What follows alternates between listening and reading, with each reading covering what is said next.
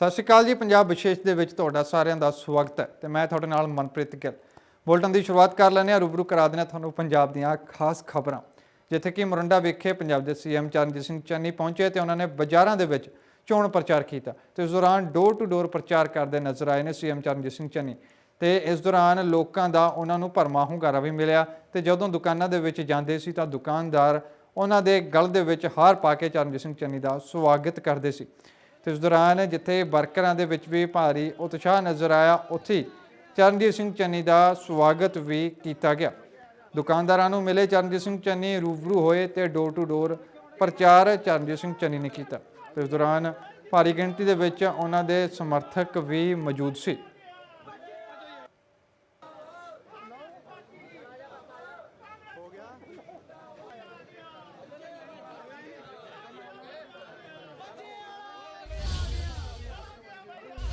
तो केजरीवाल ते भगवंत मान ने जलंधर विखे प्रैस कॉन्फ्रेंस की है। तो केजरीवाल कहते हैं कि आम आदमी पार्टी की सरकार आने पर पंजाब दे विच विकास किया जाएगा। तो सरकार बनने ते पानी मुफ्त दिता जाएगा, बिजली 24 घंटे रहेगी तो इलाज केजरीवाल कहते हैं कि मुफ्त दे देंगे।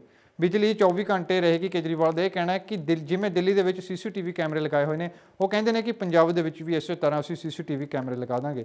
कि कुछ इस दौरान भगवंत मान ने तो दिल्ली के मुख्यमंत्री अरविंद केजरीवाल ने कहा, तुहानूं सुना दें। इस टाइम पंजाब में दो किस्म की राजनीति चल रही है। एक वो पार्टियां हैं जो केवल और केवल गंदी राजनीति कर रही है, भ्रष्टाचार कर रही है, गाली गलौज कर रही है। और दूसरी आम आदमी पार्टी है जो लोगों के सामने पंजाब के विकास का और भविष्य का एजेंडा लेके आई है और पूरी प्लानिंग कर रही है। हमें भ्रष्टाचार करना नहीं आता, हमें गाली गलौज करनी नहीं आती, हमें गंदी राजनीति करनी नहीं आती, हमें काम करना आता है। हमने दिल्ली में काम करके दिखाया।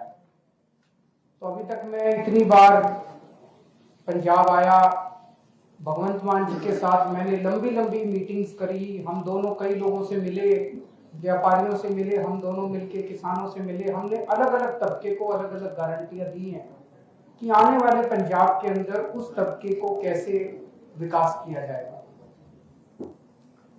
पंजाब में 26 साल कांग्रेस ने राज किया, 19 साल बादल परिवार ने राज किया। तो उन्होंने तो जो करना था कर लिया। और 26 साल जब कांग्रेस ने राज कर लिया तो उनको और 5 साल देने से तो कोई फायदा नहीं। उन्होंने कुछ अब नया तो करना नहीं है, जो करना था कर लिया। 19 साल जब बादल परिवार ने राज कर लिया तो उनको और कुछ देने से तो कोई फायदा नहीं, 5 साल और खराब हो जाएंगे। आम आदमी पार्टी इतना शानदार एजेंडा लेके आई है जो कि जनता को पसंद आ रहा है। एक कट्टर ईमानदार पार्टी है, अच्छी पार्टी है। तो 5 साल के लिए आम आदमी पार्टी एक मौका मांग रही है। हमें शहर के कई लोगों ने अप्रोच किया, उन्होंने कहा जी आपने सभी को गारंटी दी, शहर के बारे में आप कुछ नहीं बोले। और पंजाब में कई अच्छे अच्छे शहर हैं, अमृतसर है, लुधियाना है, जलंधर है, पठानकोट है, कई सारे बठिंडा है, बहुत सारे शहर हैं। तो शहरों को लेके आज 10 गारंटी, 10 पॉइंट गारंटी हम लेके आए हैं। सबसे पहले साफ सफाई। पंजाब में शहरों की सफाई की हालत बहुत खराब है, चारों तरफ गंदगी है। पंजाब के शहरों को साफ सुथरा, शानदार, अच्छा, सुंदर बनाएंगे।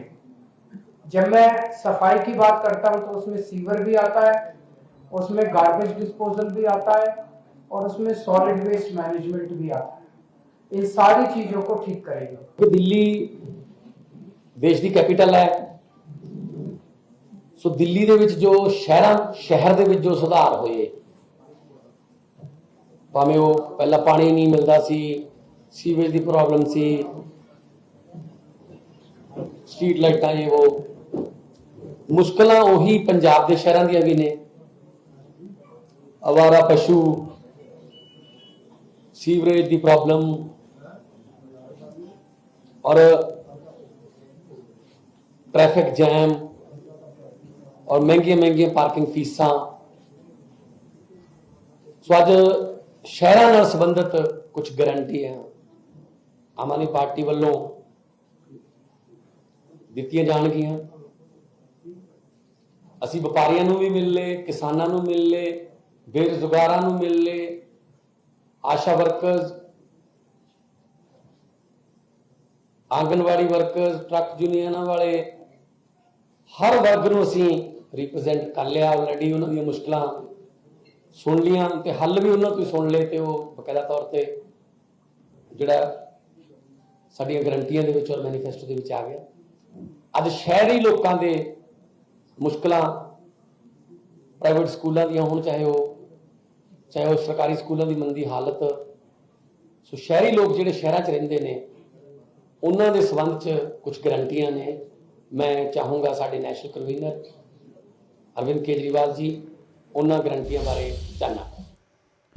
ਤੇ ਇਸ ਤੋਂ ਇਲਾਵਾ ਜਲੰਧਰ ਪਹੁੰਚੇ ਅਰਵਿੰਦ ਕੇਜਰੀਵਾਲ ਨੇ ਇਹ ਵੀ ਕਹਿ ਦਿੱਤਾ ਕਿ ਅਸੀਂ ਪੰਜਾਬ ਨੂੰ ਸਾਫ਼ ਸੁਥਰਾ ਬਣਾਵਾਂਗੇ ਤੇ ਜਿਵੇਂ ਦਿੱਲੀ ਦੇ ਵਿੱਚ ਸਰਕਾਰੀ ਕੰਮ ਘਰ ਬੈਠੇ ਹੁੰਦੇ ਨੇ ਬਿਨਾਂ ਕਿਸੇ ਦਿੱਕਤਾਂ ਤੋਂ ਹੁੰਦੇ ਨੇ, ਇਸੇ ਤਰ੍ਹਾਂ ਪੰਜਾਬ ਦੇ ਵਿੱਚ ਵੀ ਹੋਣਗੇ ਤੇ ਪੰਜਾਬ 'ਚ ਅਸੀਂ ਹਸਪਤਾਲਾਂ ਦਾ ਸੁਧਾਰ ਕਰਾਂਗੇ ਤੇ 16,000 ਕਲੀਨਿਕ ਬਣਾਉਣ ਦੀ ਗੱਲ ਵੀ ਅਰਵਿੰਦ ਕੇਜਰੀਵਾਲ ਨੇ ਕਹਿ ਦਿੱਤੀ ਹੈ।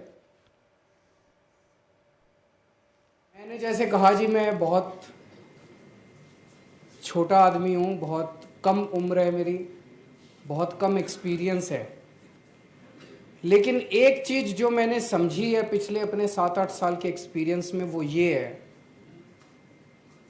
एक ही चीज़ है जी, फाउंडेशन। आप कैसे पार्टी चुनोगे उसकी एक ही चीज़ सोच लेना कि नीयत किसकी साफ़ है। सारा ले दे के नीयत में आ जाता है। जैसे हमने सरकार चलाई पिछले 5-7 साल में, दिल्ली में अब स्कूल बहुत अच्छे हो गए। इस बार आप यकीन नहीं मानोगे, सरकारी स्कूलों के नतीजे, बोर्ड के पेपर के नतीजे सरकारी स्कूलों के 99.6% नतीजे आए। सरकारी स्कूलों के 99.6%। कभी सोचा नहीं था भारत के इतिहास में। आप दूसरे राज्य उठा के देखो, कहीं 50% नतीजे आते हैं, कहीं 45% आते हैं, कहीं 55% आते हैं नतीजे। 99.6% नतीजे आए हैं और हमारे सरकारी स्कूलों के बच्चों के एडमिशन आईआईटी में हो रहे हैं। इस बार 350 बच्चों के आईआईटी में एडमिशन हुए हैं। नीट क्लियर कर रहे हैं, वकालत कर रहे हैं। और आप उनसे बात करो, क्या फर्राटे की अंग्रेजी बोलने लगे हैं हमारे सरकारी स्कूल के बच्चे। असली राष्ट्र निर्माण हो रहा है दिल्ली के स्कूलों के अंदर।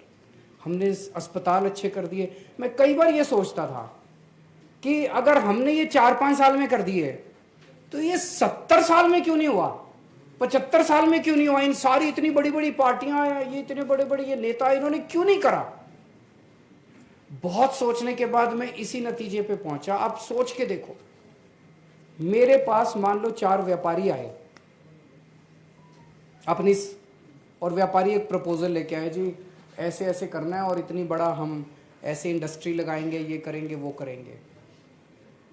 अब एक मुख्यमंत्री है जो बेईमान है, तो जब वो व्यापारी बोल रहे होंगे तो उसके दिमाग में ये चल रहा होगा, इनसे कितने ले लूं मैं और कैसे ले लूं, है कि नहीं है। तो वो क्या करता है, उसमें ऑब्जेक्शन लगाने की कोशिश करता है कि जितनी बड़ी ऑब्जेक्शन लगेगी उतना ऊंचा दाम होगा। उसकी पूरी की पूरी मेंटालिटी इसी पे चलती है कि मैं कैसे ऑब्जेक्शन लगा दूं, अगर उसने पैसे कमाने हैं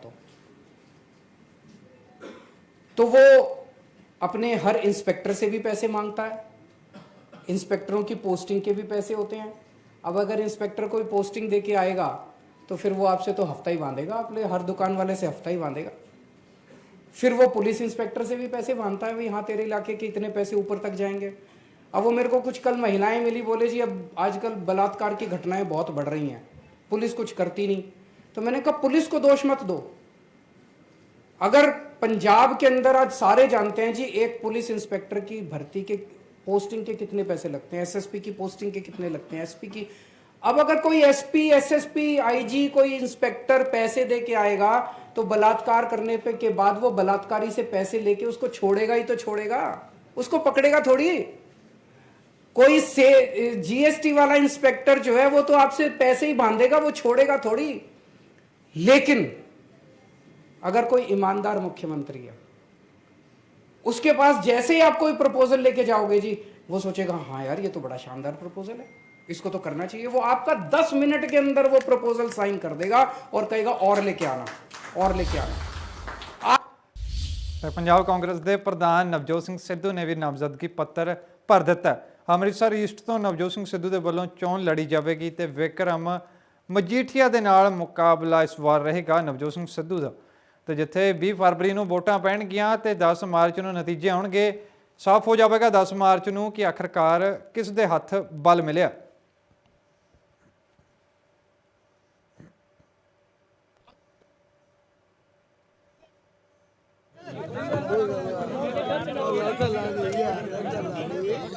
सर हाउस द जोश सर ਮੁੱਦੇ ਕਾਫੀ ਨੇ ਬਹੁਤ ਜੋਸ਼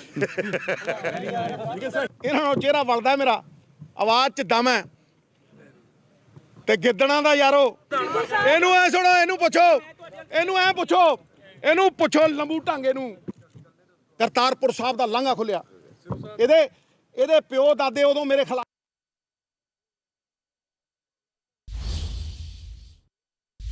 ਸਿੱਧੂ ਚੋਣ ਲੜਨ ਜਾ ਰਹੇ ਨੇ ਅੰਮ੍ਰਿਤਸਰ ਪੂਰਬੀ ਤੋਂ ਤੇ ਨਾਮਜ਼ਦਗੀ ਪੱਤਰ ਭਰਨ ਤੋਂ ਬਾਅਦ ਗੁਰਦੁਆਰਾ ਸਾਹਿਬ ਵੀ ਪਹੁੰਚੇ ਨਵਜੋਤ ਸਿੰਘ ਸਿੱਧੂ ਤੇ ਗੁਰਦੁਆਰਾ ਬਾਬਾ ਦੀਪ ਸਿੰਘ ਸ਼ਹੀਦ ਪਹੁੰਚ ਕੇ ਨਤਮਸਤਕ ਹੋਏ ਨਵਜੋਤ ਸਿੰਘ ਸਿੱਧੂ ਤੇ ਨਾਲ ਲੱਗਦੀ ਅਰਦਾਸ ਵੀ ਕੀਤੀ ਤੇ ਇਸ ਮੌਕੇ ਉਹਨਾਂ ਦੇ ਨਾਲ ਜੋਗਿੰਦਰਪਾਲ ਢੀਂਗਰਾ ਵੀ ਮੌਜੂਦ ਸੀ ਤੇ ਨਵਜੋਤ ਸਿੰਘ ਸਿੱਧੂ ਨੇ ਦੱਸਿਆ ਕਿ ਉਹਨਾਂ ਦੀ ਪਤਨੀ ਨਵਜੋਤ ਕੌਰ ਸਿੱਧੂ ਇੱਕ ਸਮੇਂ ਬਿਮਾਰ ਹੋ ਗਏ ਸੀ ਤੇ ਇਸ ਗੁਰਦੁਆਰਾ ਸਾਹਿਬ ਤੋਂ ਨਤਮਸਤਕ ਹੋਣ ਤੋਂ ਬਾਅਦ ਉਹਨਾਂ ਦੀ ਤੰਦਰੁਸਤੀ ਹੋ ਗਈ ਸੀ ਤੇ ਮਾਈ ਨੇ ਦੱਸੇ ਨੇ ਨਵਜੋਤ ਸਿੰਘ ਸਿੱਧੂ ਨੇ ਕਿ ਕਿਉਂ ਇਸ ਗੁਰਦੁਆਰਾ ਸਾਹਿਬ 'ਚ ਨਤਮਸਤਕ ਹੋਣ ਪਹੁੰचे ਨੇ कि कुछ उन्होंने कहा, सुना देने।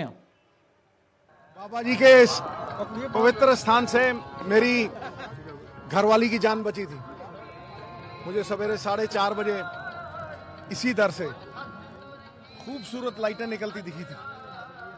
यहाँ आया, उसको डेंगू था, 10,000 से नीचे उसका ब्लड काउंट था।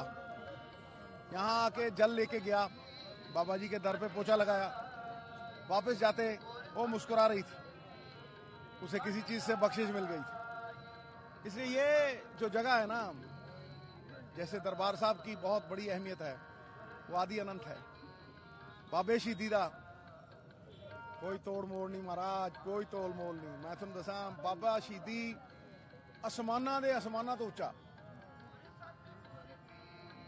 कौम दा सरमाया, कौम दे लई प्रेरणा,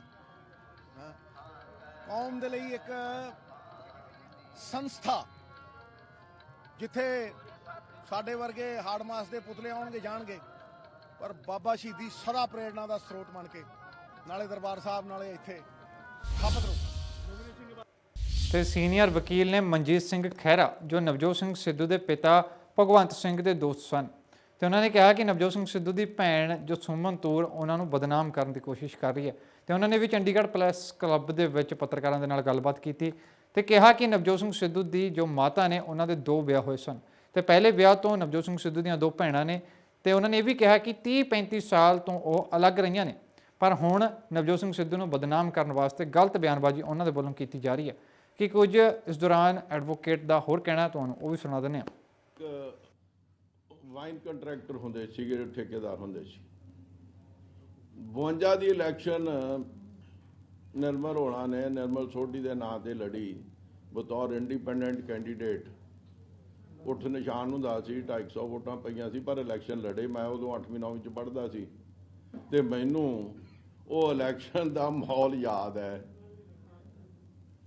ਫਿਰ ਇਹਨਾਂ ਦਾ ਬੜਾ ਕੰਟੈਸਟਡ ਡਿਵੋਰਸ ਲੁਧਿਆਣੇ ਚੱਲਿਆ ਸੋਢੀ ਸਾਹਿਬ ਨਾਲ, ਜਿਹੜਾ 59-60 ਦੇ ਕਰੀਬ ਫੈਸਲਾ ਹੋਇਆ। ਉਸ ਤੋਂ ਬਾਅਦ ਸਰਦਾਰ ਭਗਵੰਤ ਸਿੰਘ ਤੇ ਇਹਨਾਂ ਦੀ ਸ਼ਾਦੀ ਹੋਈ। ਮੈਂ ਤਾਂ ਨਹੀਂ ਅਟੈਂਡ ਕੀਤੀ, ਕਿਵੇਂ ਹੋਈ ਮੈਨੂੰ ਨਹੀਂ ਪਤਾ, ਪਰ ਇਕੱਠੇ ਰਹਿਣ ਲੱਗ ਗਏ। ਨਵਜੋਤ ਸਿੱਧੂ 63 'ਚ ਪੈਦਾ ਹੋਇਆ। ਦੋਨੋਂ ਲੜਕੀਆਂ ਜਿਹੜੀਆਂ ਨੇ ਉਹ ਉਦੋਂ ਕੋਈ 11, 12, 13 ਸਾਲ ਦੇ ਦਰਮਿਆਨ ਸੀ। ਨੀਲਮ ਵੱਡੀ ਸੀ, ਇਹ ਛੋਟੀ ਸੀ ਤੇ ਉਹ ਨਾਲ ਰਹਿੰਦੀਆਂ ਸੀ। ਇਹ ਮੇਰਾ ਤਕਰੀਬਨ ਉਹਨਾਂ ਦੇ ਘਰ ਰੋਜ਼ ਦਾ ਆਉਣ ਜਾਣ ਇਸ ਕਰਕੇ ਸੀ ਕਿ ਅਸੀਂ ਸ਼ਾਮ ਨੂੰ ਬੈਡਮਿੰਟਨ ਇਕੱਠੇ ਖੇਡਦੇ ਸੀ ਸਰਦਾਰ ਭਗਵੰਤ ਸਿੰਘ ਦੇ ਘਰ। ਸਵਿਮਿੰਗ ਤੇ ਵੀ ਗਰਮੀਆਂ 'ਚ ਇਕੱਠੇ ਜਾਂਦੇ ਸੀ। ਔਰ ਮਾਰਚ 72 ਤੱਕ ਜਦੋਂ ਮੈਂ ਚੰਡੀਗੜ੍ਹ ਸ਼ਿਫਟ ਕੀਤਾ, ਸਾਡਾ ਇਹ ਰੋਜ਼ ਦਾ ਰੈਗੂਲਰ ਸੀ। ਇਹਦੇ 'ਚ ਤਕਰੀਬਨ ਬਹੁਤੇ ਘਰਾਂ 'ਚ ਕੰਟਰੋਵਰਸੀਜ਼ ਵਾਈਫ ਹਸਬੈਂਡ ਦੀ ਹੁੰਦੀ ਰਹਿੰਦੀ ਆ, ਉਹਨੂੰ ਪਬਲਿਕ 'ਚ ਲਿਆ ਕੇ ਉਛਾਲਣਾ ਕੋਈ ਜੈਂਟਲਮੈਨਲੀ ਐਕਟ ਨਹੀਂ, ਨਾ ਮੈਂ ਕੋਈ ਇਹੋ ਜਿਹੀ ਗੱਲ ਕਰਨੀ ਚਾਹੁੰਦਾ। ਤੇ ਆਮ ਆਦਮੀ ਪਾਰਟੀ ਦੇ ਸੀਐਮ ਚਿਹਰਾ ਤੇ ਧੂਰੀ ਤੋਂ ਆਮ ਆਦਮੀ ਪਾਰਟੀ ਦੇ ਉਮੀਦਵਾਰ ਨੇ ਭਗਵੰਤ ਮਾਨ, ਉਹਨਾਂ ਨੇ ਵੀ ਨਾਮਜ਼ਦਗੀ ਪੱਤਰ ਭਰੇ ਨੇ। ਤੇ ਤੁਹਾਨੂੰ ਦੱਸ ਦਈਏ ਹਲਕਾ ਧੂਰੀ ਤੋਂ ਚੋਣ ਲੜਨਗੇ ਤੇ ਐਸਡੀਐਮ ਦਫ਼ਤਰ ਪਹੁੰਚ ਕੇ ਭਗਵੰਤ ਮਾਨ ਨੇ ਨਾਮਜ਼ਦਗੀ ਪੱਤਰ ਭਰੇ ਨੇ। ਤੇ ਇਸ ਦੌਰਾਨ ਉਹਨਾਂ ਦੀ ਜੋ ਮਾਤਾ ਨੇ ਹਰਪਾਲ ਕੌਰ, ਉਹ ਵੀ ਉਹਨਾਂ ਦੇ ਨਾਲ ਮੌਜੂਦ ਸੀ। ਤੇ ਕਹਿੰਦੇ ਨੇ ਭਗਵੰਤ ਮਾਨ ਕਿ ਆਮ ਆਦਮੀ ਪਾਰਟੀ ਨੇ ਜੋ ਜ਼ਿੰਮੇਵਾਰੀ ਦਿੱਤੀ ਹੈ ਉਸ ਨੂੰ ਅਸੀਂ ਪੂਰਾ ਕਰਾਂਗੇ।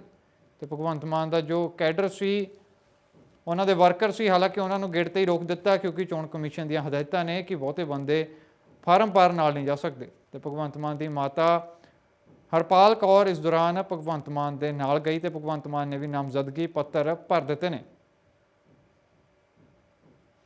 शुभकामनाएं मेरे साथ है, उनका आशीर्वाद मेरे साथ है, मेरे बड़े भाई हैं वो और पार्टी के सुप्रीमो हैं। पूरी पार्टी ने आज मुझे बधाई दी है, गुड लक। तो मैं मेहनत करूंगा, मेहनत करने में मैं कोई कसर नहीं छोड़ूंगा। ये तो पब्लिक बताएगी। देखो मैं माली का कम पानी पाना पर मशका पावे, मालिक का कम फल फुल लाना लावे ਜਾਂ ਨਾ ਲਾਵੇ, और लोकतंत्र में मालिक लोग। ਸਿੱਖਾਂ ਦੇ ਕੈਂਪ ਤੇ ਆਈ ਕਹਿੰਦੇ ਆ ਵੀ ਬਹੁਤ ਵਧੀਆ ਚੀਜ਼ ਆ, ਕਿਸੇ ਨੂੰ ਰੋਸ਼ਨੀ ਦਿੰਦੇ ਹੋ, ਤੁਹਾਡੇ ਧੰਨਵਾਦ ਗਾਊਗਾ, ਧੰਨਵਾਦ ਹੀ ਤੇ ਰੋਸ਼ਨੀ ਮਿਲੂਗੀ। ਵਧੀਆ, ਬਹੁਤ ਵਧੀਆ ਮਹਾਰਾਜ ਨੇ ਕਿਰਪਾ ਕਰਕੇ ਆਏ, ਬੜਾ ਸੋਹਣਾ ਮੁਹਾਰਾ ਮਿਲਿਆ ਸਾਨੂੰ। ਕੰਮ ਆਹੀ ਬਸ ਜਿਹੜੇ ਹੈਗੇ ਨੇ ਕਰਨ ਵਾਲੇ, ਆਪਾਂ ਗਲੀਆਂ ਨਾਲੀਆਂ ਨਹੀਂ ਬਣਨਾ। ਆਪਾਂ ਪਹਿਲਾਂ ਤਾਂ ਸਾਨੂੰ ਦਵਾਈ ਚਾਹੀਦੀ ਆ, ਹਸਪਤਾਲ ਚਾਹੀਦੇ ਨੇ, ਫਿਰ ਬੱਚਿਆਂ ਲਈ ਪੜ੍ਹਾਈ ਚਾਹੀਦੀ ਆ, ਫਿਰ ਸਾਨੂੰ ਨਸ਼ਾ ਬੰਦ ਚਾਹੀਦਾ। ਸਾਨੂੰ ਚੀਜ਼ਾਂ ਪਹਿਲਾਂ ਇਹ ਜ਼ਰੂਰੀ ਹੈ। ਸਾਡੇ ਬੱਚੇ ਜਾ ਰਹੇ ਨੇ, ਮਾਵਾਂ ਬਿੱਕੀ ਰਹੇ ਨੇ, ਭੈਣਾਂ ਰੱਖੜੀ ਬੰਨ੍ਹਣ ਨੂੰ ਤਰਸੀ ਜਾਂਦੀਆਂ, ਇਹ ਜ਼ਰੂਰੀ ਹੈ। ਤੇ ਬੀਜੇਪੀ ਨੂੰ ਵੀ ਵੱਡਾ ਝਟਕਾ ਲੱਗ ਜਾਂਦਾ। ਝਟਕਾ ਉਸ ਸਮੇਂ ਲੱਗਦਾ ਜਦੋਂ ਮਦਨ ਮੋਹਨ ਮਿੱਤਲ ਬੀਜੇਪੀ ਨੂੰ ਛੱਡ ਦਿੰਦੇ ਨੇ ਤੇ ਸ਼੍ਰੋਮਣੀ ਅਕਾਲੀ ਦਲ ਦਾ ਪੱਲਾ ਮਦਨ ਮੋਹਨ ਮਿੱਤਲ ਨੇ ਫੜ ਲਿੱਤਾ। ਸੁਖਬੀਰ ਸਿੰਘ ਬਾਦਲ ਜੋ ਕਿ ਸ਼੍ਰੋਮਣੀ ਅਕਾਲੀ ਦਲ ਦੇ ਪ੍ਰਧਾਨ ਨੇ, ਉਹਨਾਂ ਦੀ ਅਗਵਾਈ ਦੇ ਵਿੱਚ ਮਦਨ ਮੋਹਨ ਮਿੱਤਲ ਨੇ ਜੋ ਸ਼੍ਰੋਮਣੀ ਅਕਾਲੀ ਦਲ ਜੁਆਇਨ ਕੀਤੀ ਹੈ ਤੇ ਬੀਜੇਪੀ ਨੂੰ ਛੱਡ ਦਿੱਤਾ।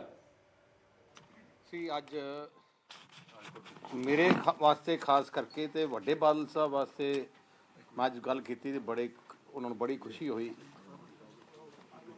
ਕਿ ਪੰਜਾਬ ਦੀ ਸਿਆਸਤ 'ਚ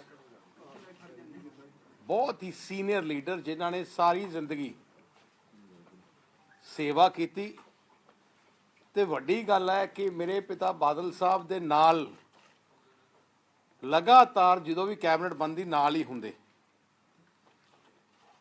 ਦੋਨਾਂ ਦੀ ਜਿਹੜੀ ਜੋੜੀ ਸੀ, ਦੋਨਾਂ ਦੀ ਕੌਨਫੀਡੈਂਸ ਲੈਵਲ ਸੀ, ਇੱਕ ਦੂਜੇ 'ਚ ਪਿਆਰ ਸੀ। ਭਾਵੇਂ ਦੋ ਅਲੱਗ ਪਾਰਟੀਆਂ ਸੀ ਪਰ ਹੈ ਇਕੱਠੇ ਸੀ, ਇੱਕ ਟੀਮ ਵਰਕ ਸੀ।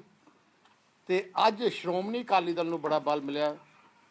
ਮਦਨ ਮੋਹਨ ਮਿੱਤਲ ਜੀ ਬੀਜੇਪੀ ਨੂੰ ਅਲਵਿਦਾ ਕਰਕੇ ਸ਼੍ਰੋਮਣੀ ਅਕਾਲੀ ਦਲ 'ਚ ਆਪਣੀ ਸਮੁੱਚੀ ਟੀਮ ਨਾਲ ਅਕਾਲੀ ਦਲ 'ਚ ਆਏ ਆ।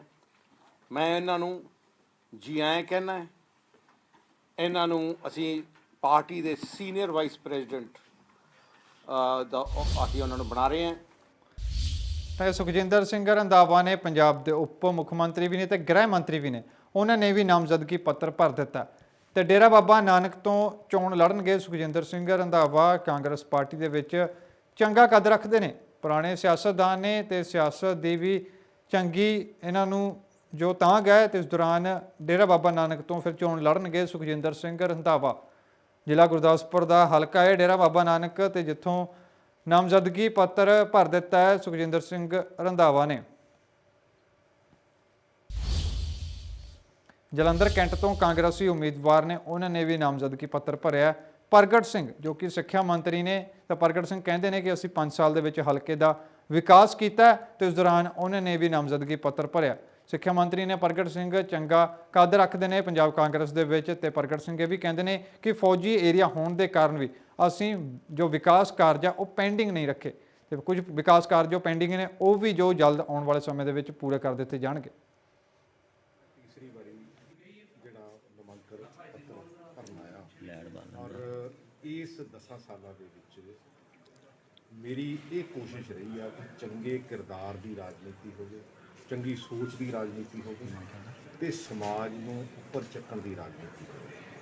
ਔਰ ਕਈ ਵਾਰੀ ਮੈਨੂੰ ਇਹਦੇ ਵਿੱਚ ਬਹੁਤ ਮੁਸ਼ਕਲਾਂ ਦਾ ਸਾਹਮਣਾ ਵੀ ਕਰਨਾ ਪਿਆ, ਪਰ ਮੈਂ ਹਮੇਸ਼ਾ ਇਹੋ ਜਿਹੀ ਰਾਜਨੀਤੀ ਦਾ ਹਾਮੀ ਰਿਹਾ ਜਿਹੜੀ ਪੰਜਾਬ ਨੂੰ ਚੰਗੇ ਪਾਸੇ ਲੈ ਕੇ ਜਾਵੇ। ਔਰ ਮੇਰੀ ਆਉਣ ਵਾਲੇ ਸਮੇਂ ਦੇ ਵਿੱਚ ਵੀ ਇਹੀ ਕੋਸ਼ਿਸ਼ ਹੋਊਗੀ ਕਿ ਜਿਹੜੀ ਸਾਡਾ ਐਜੂਕੇਸ਼ਨ ਸਿਸਟਮ ਹੈ, ਜਿਹੜਾ ਸਾਡਾ ਹੈਲਥ ਸਿਸਟਮ ਹੈ, ਇਹਦੇ ਤੋਂ ਪ੍ਰਾਇੋਰਟੀ ਲੈ ਕੇ ਇਹਨੂੰ ਬਿਹਤਰ ਬਣਾਇਆ ਜਾਵੇ, ਤਾਂ ਕਿ ਇਹ ਦੋ ਸਬਜੈਕਟ ਹੁੰਦੇ ਆ ਜਿਹੜੇ ਸਰਕਾਰਾਂ ਵੀ ਬਹੁਤ ਜਿਹੜੇ ਆ ਦਿੰਦੀ ਹੈ। ਸਰ ਯੂਪੀ ਵਿੱਚ ਜਿਹੜਾ 40% ਮਹਿਲਾਵਾਂ ਨੂੰ ਜਿਹੜਾ ਹੈਗਾ ਰਿਜ਼ਰਵ ਕੀਤਾ ਗਿਆ, ਲੇਕਿਨ ਪੰਜਾਬ 'ਚ 10% ਵੀ ਨਹੀਂ ਹੈਗਾ, ਕੀ ਕਹੋਗੇ?